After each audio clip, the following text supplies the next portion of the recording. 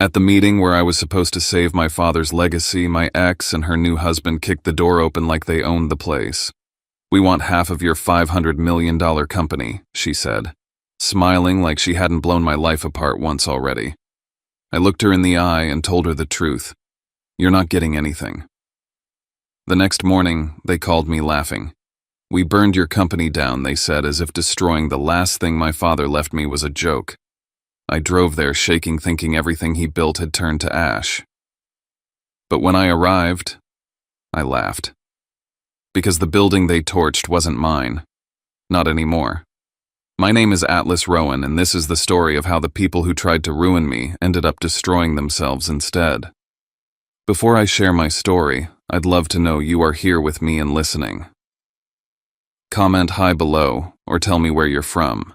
I love hearing how far my story reach. Sometimes knowing someone is there makes all the difference. Thank you. And now, let me tell you everything. And before we dive in, if you'd like to follow my journey as I rebuild my life, piece by piece, feel free to subscribe. It truly helps more than you know. I was standing at the head of the long glass conference table in our San Francisco headquarters, trying to steady the ship that had been mine for barely 3 months. Rowan Dynamics had been my father's empire, but after his sudden death, it had become my responsibility whether I was ready or not. The directors watched me closely as I walked them through the restructuring plan, and even though the room was tense, even though I was exhausted in ways I didn't say out loud, I still felt in control, at least for the moment. Then the doors slammed open so hard the glass rattled. Celine Ward, my ex, walked in first heels, hitting the polished floor like she was entering a stage. Behind her was her new husband, Jace Holloway, wearing a smug grin that made the board members shift uneasily. Their appearance was so abrupt, so out of place, that for a full second no one breathed. I felt my stomach twist. Of all places, of all moments, this was where they chose to confront me. Celine marched straight to the table and threw a folder down in front of me, the papers inside fanning out like an accusation. "We're here for what's ours," she announced, her voice slicing through the room. "Half of Rowan Dynamics. Half of your $500 million company." Grant promised it. She said my father's name with a familiarity that made my jaw tighten. I kept my voice cold, steady. "You're not getting anything." Jace stepped forward, his expression shifting from smug to condescending. "Your father made assurances," he said. "Real assurances. Maybe he didn't tell you everything." His words hit harder than I wanted to admit. My father had despised lies. But had he ever trusted Celine? Had he ever considered giving her anything? The doubt struck deep enough that it made me blink. Celine caught that flicker and smiled like she'd just won something. She turned to leave, but not before tossing one final sentence over her shoulder. "By tomorrow, Atlas, you won't have anything left to keep." Her heels clicked down the hallway as if she were counting down the seconds to my downfall. The room stayed silent long after they left.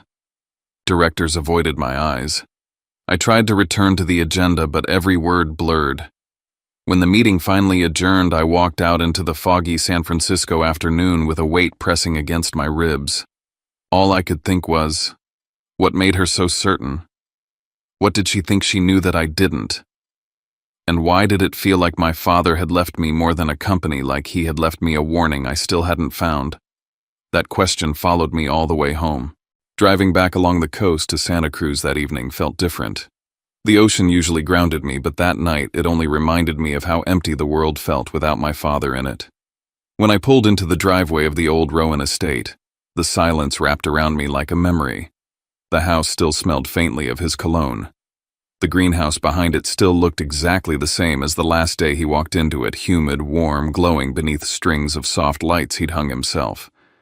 I went there because I needed to feel close to him. I didn't expect to find anything. But as I stepped between the orchids and the rows of rare plants he'd nurtured for decades, my eye caught something tucked beneath a ceramic pot, a yellowed envelope with my name written in his looping handwriting.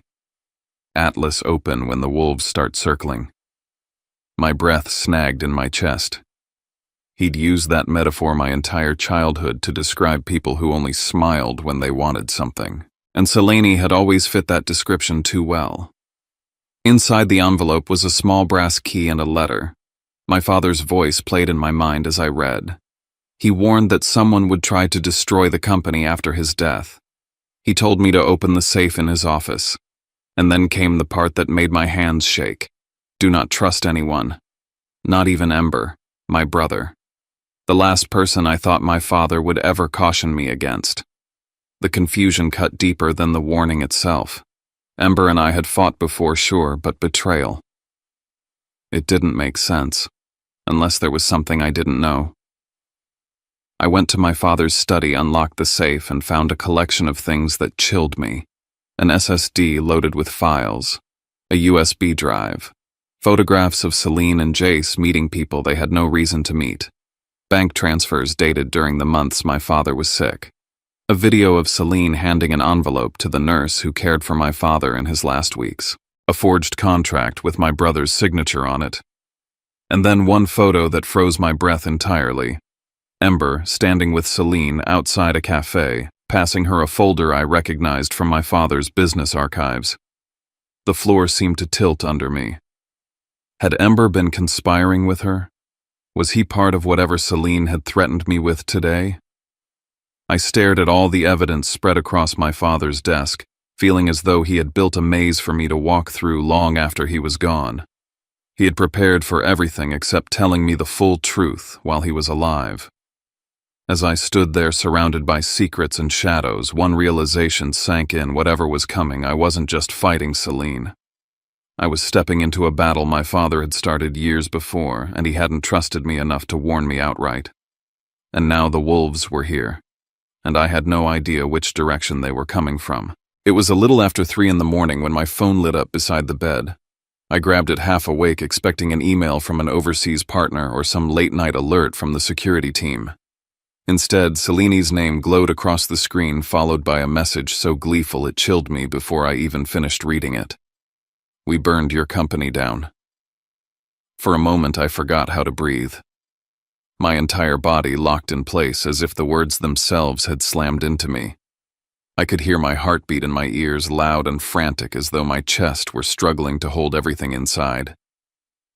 All I could picture was my father's life work swallowed in flames, everything he built turning into ash because of someone I once trusted.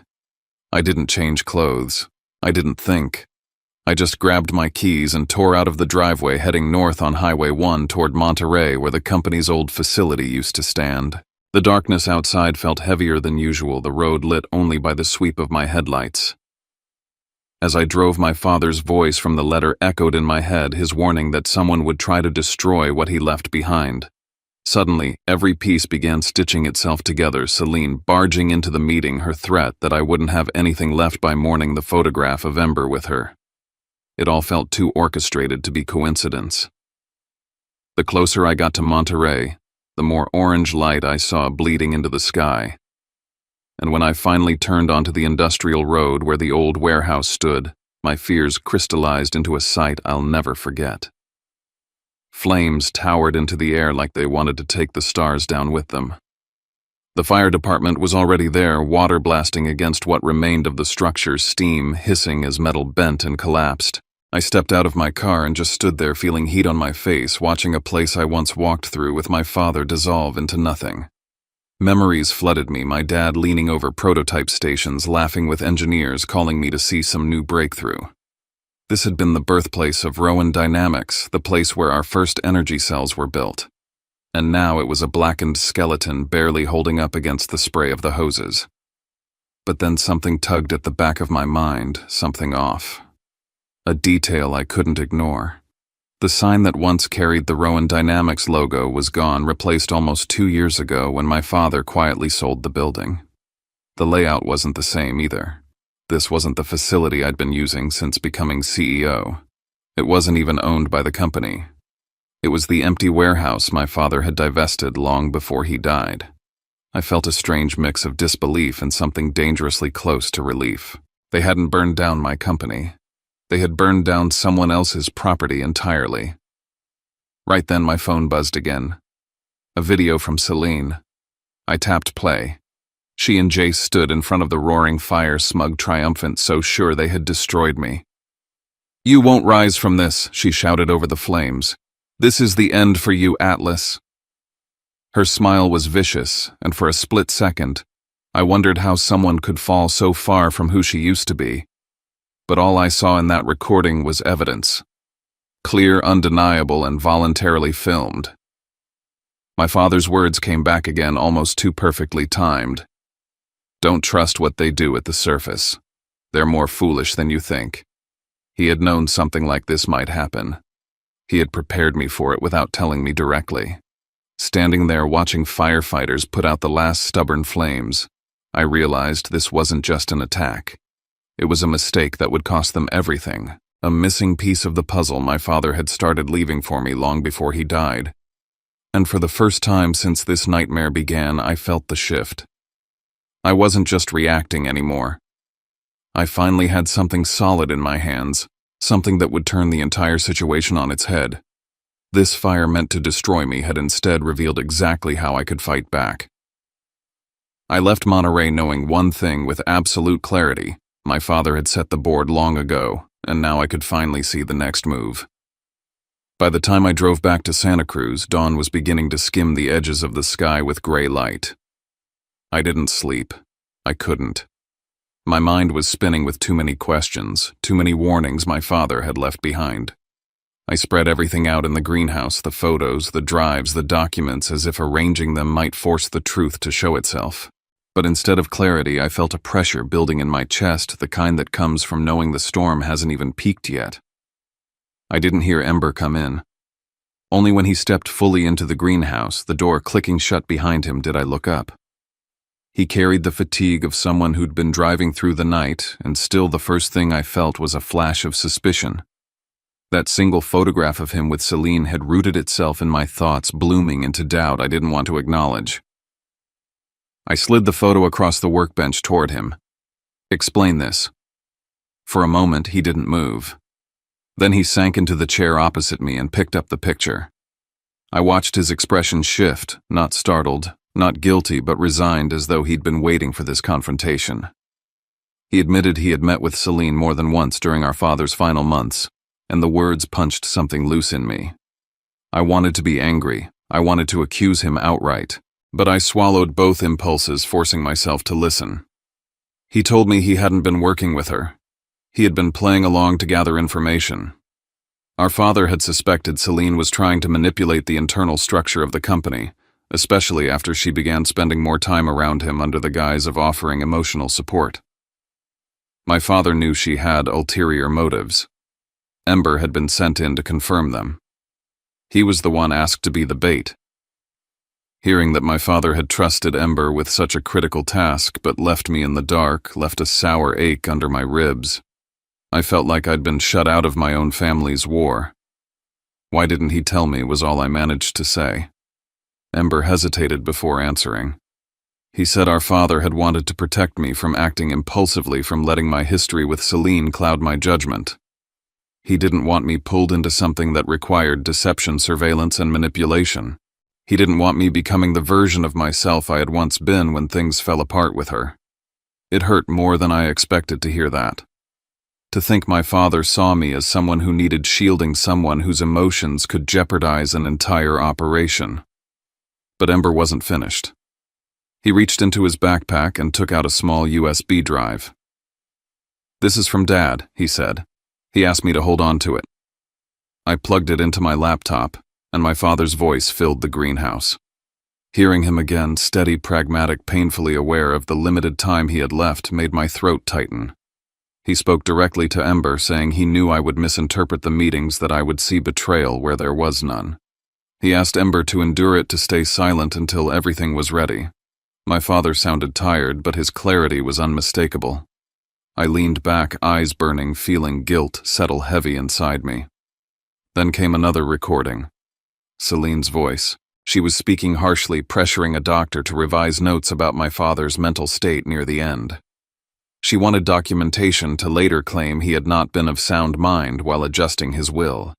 Hearing her push that narrative, hearing her use my father's illness as leverage, knocked the breath out of me. This wasn't just greed anymore. It was an assault on his dignity. I shut the laptop not because I didn't want to hear more, but because the weight of what I had learned was almost too much to sit with. Celine hadn't just plotted to take the company. She had tried to rewrite the final chapter of my father's life to suit her agenda. That realization hardened something inside me. I looked at Ember and said, "We're ending this at the will reading." He nodded. The distance that had grown between us over months dissolved in that moment. We were no longer two brothers circling around secrets. We were standing on the same side at last. And for the first time since my father died, I felt ready not just to defend what he left me, but to expose everything he fought to keep hidden until the right moment arrived. By the time I pulled into the parking structure of our real headquarters in Silicon Valley, the entire building felt on edge. Word about the fire in Monterey had already spread online, and employees whispered in worried clusters in the lobby, turning toward me as if I carried the verdict in my hands. I told them the truth in a steady voice. The company remained untouched, operations were secure, and they had nothing to fear. I could see the relief move across their faces, but beneath it lay something heavier: anger that someone had tried to bring us down at all. I went straight to the security division and asked them to pull every available angle of footage from the area around the old warehouse. Within an hour, they had a cluster of screens lit up, and I stood there watching Celine and Jace parade around the fire. They started posing for the camera, as if it were some sort of victory monument. They filmed themselves laughing, shouting my name, proclaiming that I had finally lost. It was so absurd that part of me couldn't believe the two of them had sunk this low. But then something else caught my eye. In the far left corner of one frame, partly obscured by the flames, a man stood back in the shadows. He didn't move with panic or thrill. He stood like someone assessing damage, someone waiting. His posture was familiar in a way that made my skin tighten. I leaned closer to the monitor. The footage was grainy, but I knew I'd seen that silhouette before. A former employee of Rowan Dynamics, fired years ago for siphoning resources, someone my father had warned me about even before he fell ill. The realization lodged itself in my mind like a stone. The more I watched, the clearer it became that Celine and Jace weren't just acting on their own impulses. Someone had guided them, someone had fed their ambition, and someone had used them as a distraction. When I returned to my office, I took out the files my father had hidden in the safe and started piecing things together. Among the papers was a folder detailing a property acquisition. I had never heard him talk about a second headquarters, purchased quietly, fully secured, and transferred under a separate corporate entity. That was the building I now stood in. He had moved the entire operational core long before he died. He had anticipated risks I had never imagined, and had positioned Rowan Dynamics in a way that would withstand attacks from outside and within. He hadn't told me because he wanted the transition of leadership to look clean, and because he needed to know exactly who might try to undermine me once he was gone. It was protection disguised as secrecy, a silent shield he'd built without asking for credit. Back in the pile of documents was something else I'd overlooked: a string of email archives showing Celine's communication with a tech competitor in San Jose. They had discussed a buyout plan disguised as a rescue package, one that would go into motion only if the company faced legal turmoil or public collapse. They had been preparing to swoop in the moment Rowan Dynamics became vulnerable. My stomach tightened as I read further. One file showed that my father had entertained an offer from that competitor months before his death, but only to expose their intentions. He had played the game long enough to draw them into showing their hand. Celine must have learned about those negotiations and assumed she could leverage them for her own benefit. She must have believed she could step into my father's role by destabilizing everything he had built. And then there was Ember's final recording.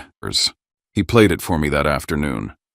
Celine had cornered him during our father's last weeks, insisting he sign a document stating that our father had been mentally unfit while revising his will. Ember had refused, and when she pushed harder, he recorded the entire exchange. He had turned the files over to our father, who added them to the growing evidence of betrayal. The more pieces fell into place, the more I realized that this wasn't a simple power grab. Someone with influence behind the scenes had orchestrated the push against me. Celine was only the face of the problem. The real danger was the person hidden in that video, the person who knew how to operate from the shadows. By nightfall, Ember and I sat across from each other with every file, every recording, and every photograph spread across the table between us. We both understood what had to happen next. If Celine walked into the will reading expecting victory, she would walk into something very different instead. This was no longer about defending the company. It was about defending our father's name. And for the first time since his death, I felt aligned with the path he had laid out long before I understood it. We were going to bring everything into the light. When Ember asked if I was ready, I said yes, not because I wasn't afraid, but because fear had finally stopped holding me back. Tomorrow we would return everything Celine had done back to her hands, and the world would see exactly who had tried to rewrite my father's legacy. The morning of the will reading was cold, the kind of coastal chill that seeped through stone and lingered on the skin. The building my father had chosen for these private affairs was perched on a cliff in Carmel Highlands overlooking the restless ocean. As I made my way down the long hallway toward the chamber where the reading would be held, the sound of waves slamming into the rocks below echoed through the stone walls. It felt like walking into the heart of a storm. Inside, the heavy wooden table had been set with files prepared by our attorney, Marlo Vega. She greeted me with a firm nod, but there was tension in her jaw. She knew what was coming. Ember stood on my left, silent but steady, and for a brief second I felt the weight of my father's absence like a hand pressing down on my shoulder. Then the doors opened again, this time with performance. Celine swept in wearing a dress that shimmered under the overhead lights as though she believed she was arriving at an award ceremony. Behind her came a cameraman, then another, followed by a woman holding a microphone. Jace strutted beside her, adjusting his suit jacket like he'd practiced the gesture in a mirror. They had brought a media crew to capture their moment of triumph. Celine announced to the room that she had come to reclaim what she believed was hers. Her voice was bright, confident, too rehearsed. The way she smiled at the cameras told me she had no idea what she was walking into. She must have convinced herself that victory was inevitable. Before the reading began, she stepped forward and handed Marlo a sealed envelope. Inside was a supposed copy of my father's will, one she claimed granted her 30% of Rowan Dynamics. Marlo opened it, scanned the text, and immediately saw the inconsistencies. The formatting was wrong, the notarization date falsified, and my father's signature was a poorly made imitation. She set the envelope aside without a word, and Celine's confident smile faltered for the first time. Jace jumped in, threatening a lawsuit, accusing me of withholding assets that belonged to Celine.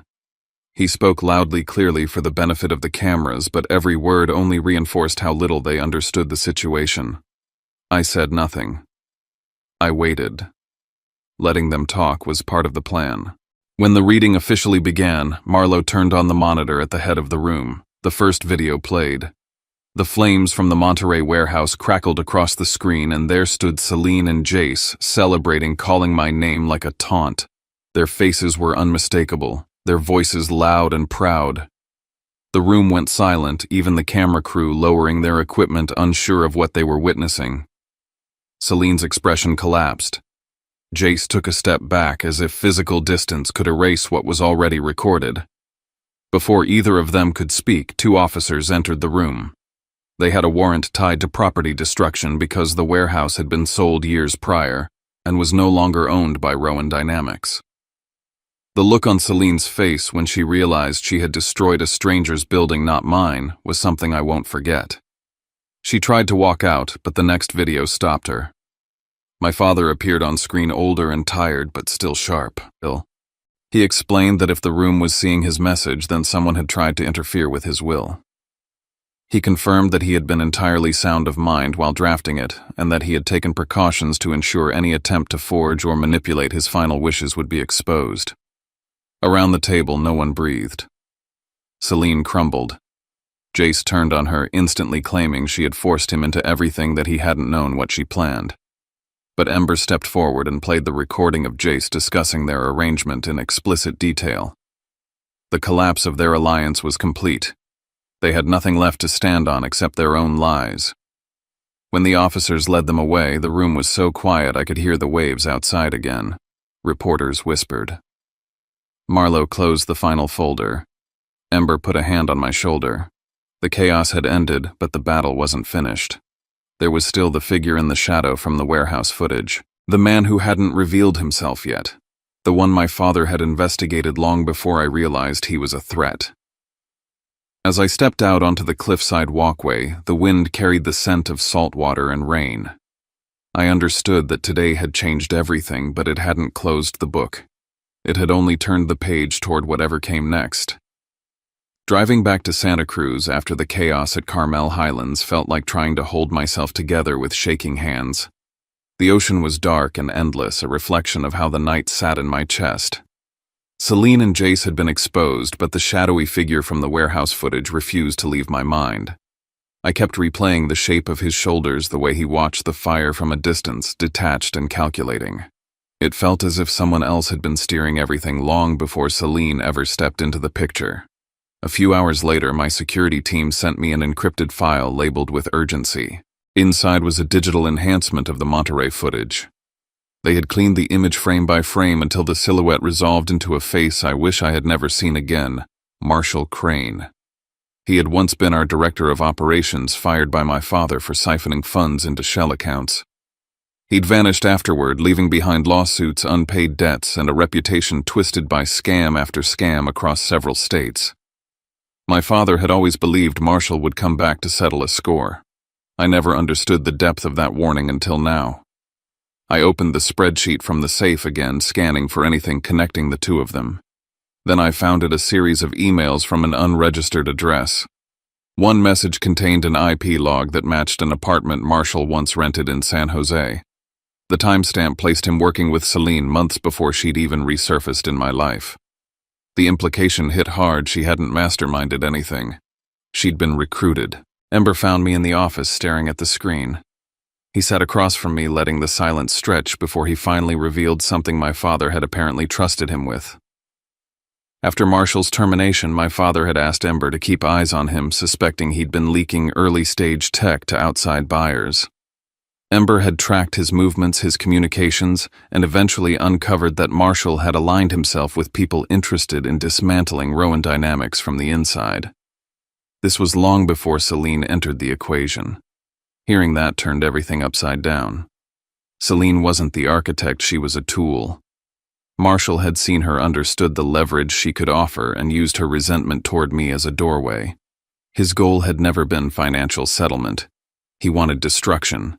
He wanted my father's legacy in ruins.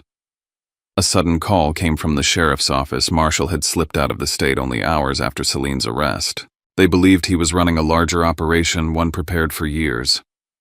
The dread that moved through me then wasn't fear. It was recognition this man had always been waiting for the right moment. The next morning, Celine requested to speak to me from the holding facility. Marlowe and Ember joined me, expecting manipulation or dramatics. Instead, we walked in to find her collapsed at a metal table, mascara, streaked hands trembling. Gone was the polished facade she'd worn so proudly. She confessed everything. She admitted Marshall had threatened her, old videos, recorded conversations, private footage he promised would go public if she didn't follow his plan. She said he even coached her on how to approach my father during his final months. Then she said something that stopped my breath entirely. Marshall had known about the will before it was rewritten. He'd been tracking internal communications and hoped to seize proof that could discredit my father posthumously. Celine had been nothing more than his access point. When I returned home, I dug deeper into the SSD my father left. In a hidden folder I hadn't found before was a final video recorded during his last week. My father looked exhausted, but unwavering. He explained how he discovered Marshall selling proprietary designs to overseas vendors, how he had traced the money back to accounts Marshall kept under false names, and how he had started laying traps long before illness slowed him down. He predicted that after his death, Marshall would strike. He knew the only way to protect the company was to ensure the truth would surface at the right moment. Hearing him speak with such clarity, knowing he planned all of this while fighting for his life, it broke something in me and rebuilt something else entirely. With everything compiled, audio footage, emails, the complete investigative trail, I sent copies to the state investigators and federal authorities. Celine realized then that she had been disposable to Marshall from the start. Whatever fight she thought she had left drained out of her. Marshall, however, became the target of a nationwide alert. For the first time in weeks, I felt the board of the puzzle settle into place. My father had seen farther than any of us, and now all that was left was to carry his work across the finish line. The morning of the press conference rose bright and cold, the kind of Silicon Valley day where the sky was so clear it almost dared you to speak the truth out loud. Standing on the rooftop terrace of our new headquarters, I looked down at the employees gathering in the atrium below, people who had grown with my father's vision, people who had shown up every day, even when the rumors threatened to overwhelm them. My father had taught me to face storms head-on, and today I finally understood why. When I stepped up to the podium, cameras clicked and lights flashed. I told them everything. I showed the footage of Celine and Jace burning the wrong building. I played the recording of Celine bribing the nurse. I presented the emails linking her to the competitor. Then I revealed the investigation into Marshall Crane, how he orchestrated sabotage long before my father's death. And finally, I played my father's last video, his voice unwavering as he explained the steps he had taken to protect both the company and the truth. The room absorbed every word. All doubt evaporated. My father's name emerged spotless. My company stood stronger than before. Just as I finished speaking, an agent approached the stage and handed Marlo a slip of paper. She read it, nodded, and whispered to me. Marshall had been arrested at a border checkpoint while attempting to flee into Mexico. The announcement rippled through the room, sealing the final chapter of the threat that had stalked us for years. Celine and Jace faced their consequences next. Celine cooperated with investigators, earning reduced charges, but she would still serve time for her role in the destruction and fraud. Jace, who had attempted to pin everything on her, faced harsher penalties after the recordings exposed his involvement in embezzlement. Their fall was absolute. Their ambitions ended in the ruins they had set for others. That evening, back in the greenhouse, something soft caught my eye behind the largest orchid pot. A small envelope, brittle at the edges. Inside was a note written in my father's unmistakable hand. If you found this atlas, it means you finally understand. Remember, anger clouds judgment. What I leave you is not a company, it is the ability to rise when everything else falls. Beneath the note was a thin file describing a clean energy project he had never disclosed. A design meant to give low-income communities access to affordable power. It was his quiet dream, unfinished yet full of potential. Reading it felt like discovering the real heart of who he had been all along. In the days that followed, I restructured Rowan Dynamics with that purpose at its core. We shifted a percentage of our research funding into community-driven tech. I created a grant for young engineers. I asked Ember to serve as vice president, the partnership between us finally restored. For the first time since my father's death, the company felt aligned with the man he wanted me to become.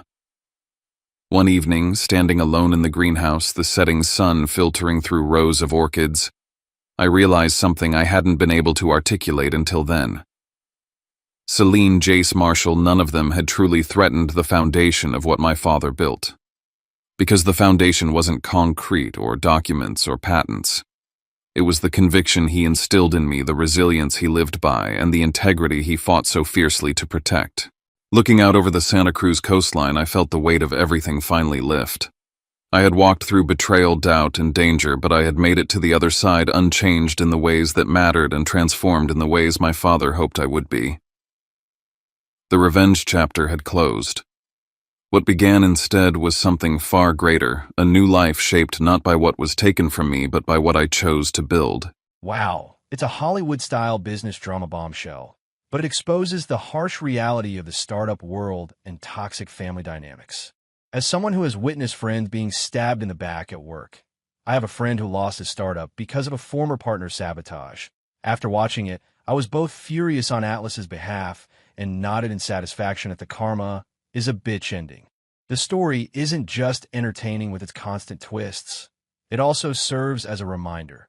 Success isn't always about money, but about the ability to rise from the ashes that others intentionally set. I'll share my honest thoughts, analyze each key plot point, based on a video's content and draw lessons learned, the kind of dark reality analysis I often do, because life doesn't always have happy endings like in movies. Honestly, the beginning of this story annoyed me because it was so familiar. The closest person, an ex and a new ally, turns their back out of greed, turning the family legacy into a power game. But the final twist made me laugh out loud, like, they dug their own grave. Atlas isn't the hot-headed, vengeful hero type, but rather someone who calmly uses evidence to deal with the situation, which I respect because in real life, business dramas usually end in lengthy lawsuits, not a beautiful scene like in a movie. Overall, it's inspiring in a dark horse way. You can lose everything, but if your ancestors, or you yourself, are well prepared, your enemies will reveal themselves. After watching it, I felt lighter, like a dose of caffeine for those struggling with betrayal, but it also served as a warning. Don't trust anyone blindly, even those you once loved.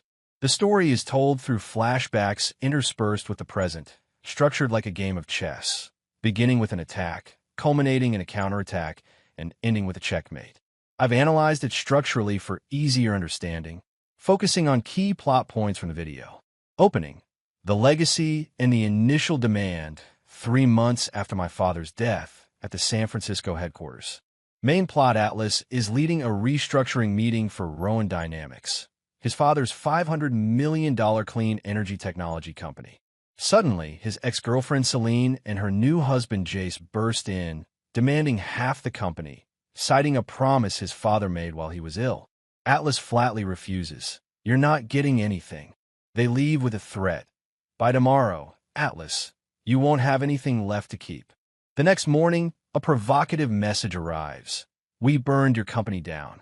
Atlas rushes to the old Monterey facility, witnessing the building ablaze, seemingly the end of his father's legacy. But he discovers it wasn't company property. His father had sold it long ago, and their boastful video was proof of their crime. Analysis: this plot point perfectly sets up the conflict, from proud inheritance to emotional collapse overnight. The dark humor lies in the fact that burning down their company turns out to be a foolish mistake, turning their weapon into their Achilles heel. Personally, I find it reflects the reality of business. Greed blinds, and Atlas represents the kind of leader who remains calm amidst the storm. The flashback to his father, heavily ill but still warning against wolves circling, adds depth, like a prophecy. Development. Discovering evidence and internal suspicions at the Santa Cruz residence, confronting Ember. Main plot: back home, Atlas finds his father's letter in the greenhouse, open when the wolves start circling, along with a brass key. In the safe, he discovers an SSD containing files of Celine Jace meeting strangers, bank transfers, a video of Celine bribing a nurse, a forged contract with Ember's signature, and a photo of Ember delivering a letter to Celine. Suspecting his younger brother Ember, initially appearing as the traitor, Atlas confronts him in the greenhouse. Ember explains he was a bait sent by their father to gather information about Celine. Ember provides a USB drive with a video of their father confirming his role, and a clip of Celine forcing a doctor to falsify their father's medical records to prove he was not mentally sound. The two brothers form an alliance, deciding to finish the case at the will reading ceremony. Meanwhile, Atlas reassures his staff and discovers a secret second headquarters. Their father had moved there beforehand. Analysis: this is the best part in terms of building tension, with layers of suspicion piling up from the ex to the younger brother, and then gradually revealing a bigger ghost. The small twist in Ember, from suspect to ally, surprised me, as it plays on the untrustworthy family motif. The reality is, in family business, evidence, files, videos, is king, not words. I like the detail of the father's letter, as it symbolizes intelligent preparation, reminding us that parents or mentors often see further than we think. The climax, the reading of the will and the reversal of fortune at Carmel Highlands with the media. Main plot: Celine goes to the press, presenting a forged will demanding 30% of the company's shares. Her lawyer exposes the forgery. A video of the arson, burning the warehouse, is released publicly, leading to Celine and Jace's arrest on the spot. Jace stabs Celine in the back with his testimony, but Ember plays a clip in which he admits to the plan. Celine confesses that Marshall Crane, a former director fired for embezzlement, was the mastermind, blackmailing her with personal evidence, training her on how to approach Atlas's father, and knowing the details of the will through an internal leak. Atlas finds his father's last video of Marshall's past, stealing designs, money, and predicts the attack. Police arrest Marshall at the border. Analysis: the real twist here. It's not Celine who's the final boss, but Marshall, the old enemy in hiding. The humor comes from Jace's betrayal, the beloved husband turning into a coward, and the father's video is like a time bomb. Personally, I find this part similar to a realistic crime film. Digital evidence, emails, recordings is key, and Atlas wins because he doesn't act impulsively. It builds a perfect climax from despair, burning down the company, to victory, catching everyone. Conclusion: restoration and a new legacy. Press conference, company restructuring. Main plot: at the press conference, Atlas presented evidence, clearing his father of any suspicion and solidifying the company's position. Celine cooperated to receive a reduced sentence, but remained imprisoned. Jace received a harsher sentence for embezzlement. His father's last letter read, "What I leave you is not a company. It is the ability to rise when everything else falls," along with a plan for a clean energy project for impoverished communities. Atlas restructured Rowan Dynamics around this vision, established a scholarship fund for young engineers, and appointed Ember as vice president. With the company thriving and the brothers united, Atlas reflected, transformed betrayal into a new legacy, prioritizing resilience over revenge. Analysis: the ending isn't cheesy. It doesn't forgive Celine, but focuses on rebuilding.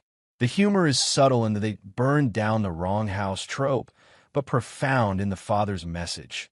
Anger blinds. I find it powerful because it shifts from revenge to moving forward, reflecting reality. After the drama, the company is stronger because of the lessons learned. The details of the community project add a layer of humanity, making the story more than just about money. From this drama, I've learned a few practical lessons for business and life, the kind that can be applied immediately because I believe the best stories come from failure. Prepare in advance for the wolves. Evidence is the best shield. Father Atlas left behind letters, videos, and a secret headquarters, turning the attack into an opportunity. The lesson: in business, always back up data, record meetings, and have a plan B. Don't let the greed of others, like Celine, destroy everything. Let them record their own crimes, like in the arson case. Don't jump to conclusions about betrayal. Check the details. Ember appears to be a traitor, but he's a decoy. The lesson: suspicion is good, but investigate thoroughly. Files, confrontations, before cutting ties. Families/businesses often have hidden figures, like Marshall's hiding place, so use technology, cameras, email trace, to uncover them. Success is about resilience, not revenge. Atlas didn't reburn, but used legal and media tactics to win. The lesson: anger weakens, as my father warned. Turn the crisis into a pivot, a new project. In real life, startups survive by learning from mistakes, not from hatred. True heritage is about value, not possessions. $500 million is just a number. The father left behind the ability to get back on your feet. The lesson: build a company around a mission. Clean energy for the poor, not power. And remember, forgive yourself first, as Atlas appointed Ember, turning doubt into strength. In short, this video is a vivid case study. Betrayal hurts, but if you're as smart as Father Atlas, it will mold you into a better version of yourself. If you've ever been cheated on by an ex or partner, tell me about it. What was the twist? Which part impressed you the most?